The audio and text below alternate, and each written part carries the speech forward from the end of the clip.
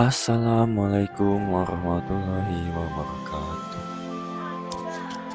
Kembali lagi bersama saya Barta, salah satu CPNS Kabupaten Bangka Tengah tahun 2022. Pada kesempatan kali ini saya akan menjelaskan tentang apa itu analisis isu kontemporer.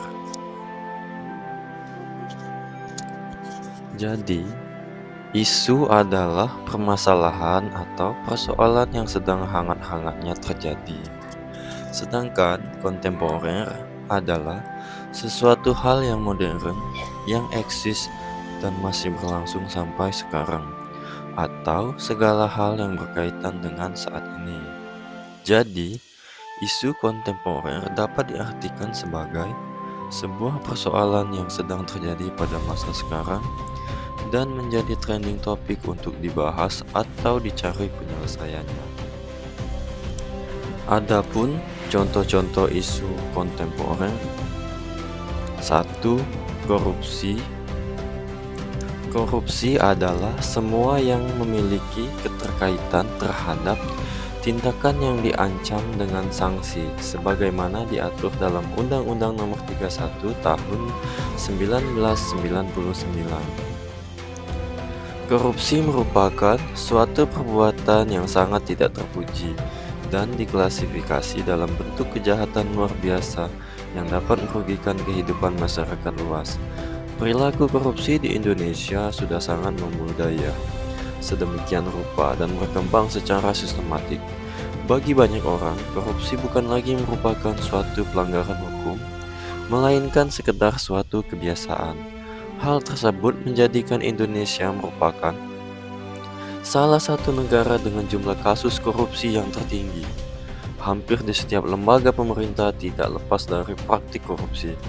Kita melihat akhir-akhir ini pemberitaan di media selalu didominasi dengan pemberitaan beberapa kasus korupsi yang oknumnya kebanyakan berasal dari pejabat negara, pejabat di pemerintahan, pegawai negeri, dan tidak terkecuali aparat penegak hukum sendiri yang seharusnya berkhidmat untuk negara ini.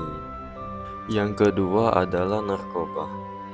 Narkoba adalah singkatan dari narkotika, psikotropika, dan obat terlarang. Selain narkoba, istilah lain yang diperkenalkan khususnya oleh Kementerian Kesehatan Republik Indonesia adalah NABZA, yang merupakan singkatan dari narkotika, psikotropika, dan zat adiktif.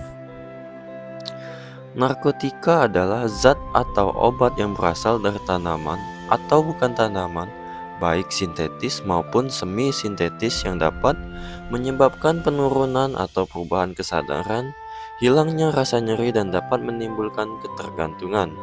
Undang-Undang Nomor 35 Tahun 2009. Yang ketiga adalah terorisme dan radikalisme.